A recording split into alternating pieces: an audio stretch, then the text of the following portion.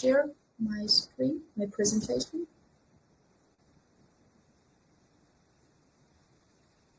Okay. So before I begin, I want to express a heartfelt many thanks to the team at CyJurII. It's a privilege to engage with a community that takes the most pressing legal challenges for our digital age, such rigor and foresight, and I'm honored to be associated with such a forward-thinking group. So I would like to draw attention to the main topic of today's presentation, which concerns cyber diplomacy and how technology partnership replaces traditional military alliance.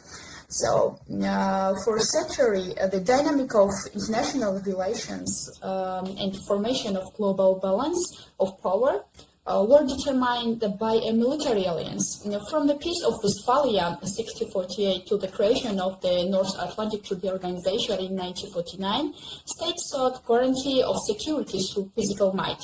Pacts were forged to protect geographical borders, and the foundation of any treaty was measured by the number of soldiers, artillery, naval fleets, and later nuclear deterrence capabilities. So, however, in the third decades in the 21st century, the world order is undergoing a fundamental structural transformation. While traditional weapons still retain their devastating powers, the main front lines in the struggle for global influence and the sovereignty have shifted to cyberspace, semiconductor cleanroom, artificial intelligence laboratories, and quantum computer centers. So, today, we are witnessing the emergence of new phenomenon, digital blocks, or techno-alliance. Technology partnerships are no longer just secondary tools for trade or economic cooperation. They increasingly develop, complement, and sometimes fully replace classical military alliance.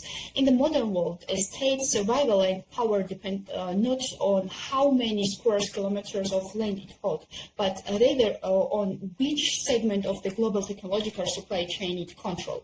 So the classical military blocks mostly established during or through the logic of the Cold War are expecting a certain frictional stagnation when faced with modern hybrid, asymmetric, and multidimensional threats. This crisis is driven by several fundamental factors, and first is the end of geographical determinism. So classical alliances are always ensured to a specific geographical area. For instance, Article 5 of the NATO Treaty defines that the principles of collective defense within their North Atlantic space. However, modern warfare knows no border. A cyber attack aimed at paralyzing a country's power grid or a banking sector does not need to cross a physical border, right? And it can be launched from a server located thousands of kilometers away. So the principle of territorial defense is powerless against threat born within the digital fog. The second is bureaucratic inertia versus technological speed. In military alliance, the decision-making process is highly formalized and consensus-based. Reaching political consensus can take weeks or even months. In the technological reality, however, where zero-day exploits can destroy system in seconds, and AI algorithmic makes decision in microseconds, traditional bureaucratic apparatus become chronological anarchy. So the third is the dematerialization of warfare. In modern conflicts are increasingly becoming non-contact. Victory is often achieved not by the physical destruction of the enemy's main power, but by dominating their information space, blocking financial system, and cutting off the supply of critical technologies. When war is instrumentalized through codes, algorithms, and sections, mobilizing the traditional armies lose its purpose unless it is backed by a corresponding digital infrastructure. So a digital bloc is a synergic alliance of states, scientific institutions, and global technology corporations. Its primary objective is not to fortify a physical front lines, but to maintain a technological edge and strengthen so-called techno-nationalism. While power is old, military alliances were measured by a number of tanks, nuclear warhead, and aircraft carriers. Dominance in digital blocks stems upon four core pillars. The first is semiconductors. like chips. Semiconductors are the brains of modern civilization, from smartphones and medical equipment of F-35 fighter jets and ballistic missiles guidance systems. Everything runs on microchips. The supply chain for chips manufacturing is so complex and concentrated that it has become the ultimate instrument for geopolitical blackmail and national defense. Also, there is artificial intelligence and supercomputers. So AI is no longer just science fiction, right? And it has become the core of military and civil intelligence. The block that poses more powerful algorithms to process massive data sets like big data automatically wins the information war. AI can predict adversary manners in real time, manage drone swarms, and optimize military logistics or so. So, to understand how digital partnerships are replacing all models, one must examine the alliances that are actively operating and forming today. First is the Chip 4 Alliance, the Silicon Shield against military battalions. This coalition comprising the United States, Taiwan, South Korea, and Japan represent the new architectures of geopolitics. In this context, the phenomenon of Taiwan is particularly intriguing. So, Taiwan lack a often official military defense treaty with most Western nations. However, Taiwan is protected by what is known as the Silicon Shield, and the Taiwan Semiconductor Manufacturing Company produce over 90% of the world's most advancing microchips. And military assault by China on Taiwan and that damage these fabrication facilities would instantly trigger a global economic collapse, halting both American and Chinese industries, and consequently a technological monopoly serves as a more potent deterrent here than stationed troops. So the second is friend shoring and geography of supply chains. During the golden era of globalization, like in 1990s or in 2010s, economic logic was straightforward. Production should be moved wherever labor and resources were cheapest. This is how China became the factory of the world. And however, political reality has put an to this approach. Today, the new priority of friendshoring, the relocation of critical manufacturing lines executely to countries that share the same political and ideological values.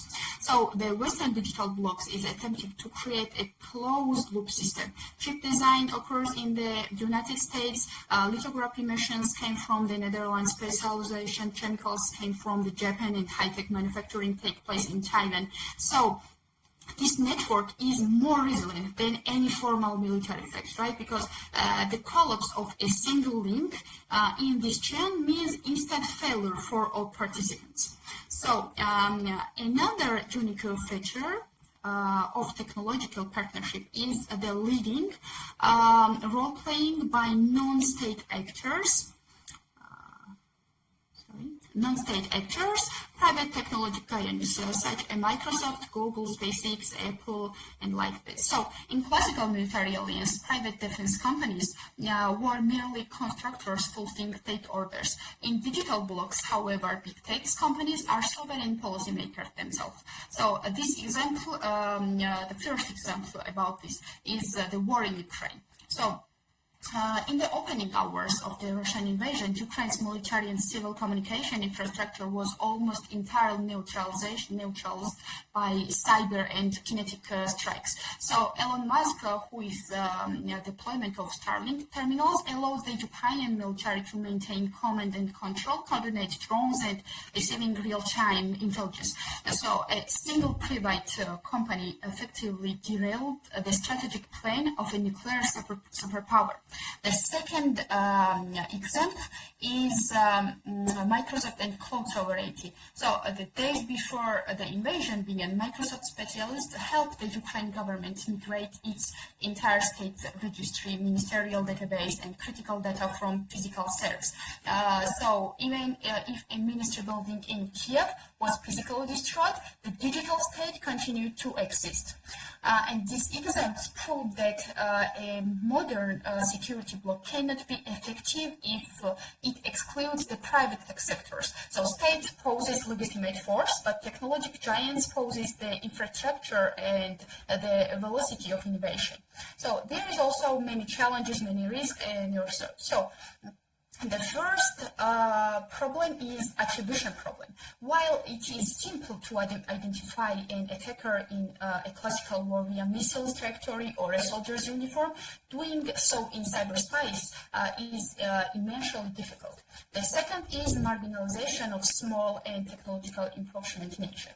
So in the New World Order, countries that pose neither high-tech manufacturing nor critical materials risk becoming entirely insignificant geopolitical actors. So they have nothing of value to offer to the new digital blocks, leaving them exposed without a security umbrella. The third is unchecked power of big tech. So when the state national defense depend entirely on the whim of a single private individual or corporation, a set of demographic deficit emerge. For example, during the war in Ukraine, there were instances where Elon Musk personally decided not to activate Starlink internet access near the Crimean coast, and this implied that a private citizen now hold the powers to alter the course of military operation completely bypassing state oversight. So, in the conclusion, I would like to say that the geopolitics in the 21st century have completely shattered all dogmas. Traditional military alliances will not completely vanish, but they will survive only if they undergo a total technological transformation and merge seamlessly with digital blocks. So in the conflict of tomorrow, victory will not belong to the side with the most boots on the ground, but to the side that provides the superior algorithm, control the flow of global data, and also monopolize the production of microchips. So digital blocks are no longer a distant future. They are the current reality, and where codes is power, software is the weapon, and the technology partnership are the sole guarantee of survival. Thank you very much for your attention. The floor is yours.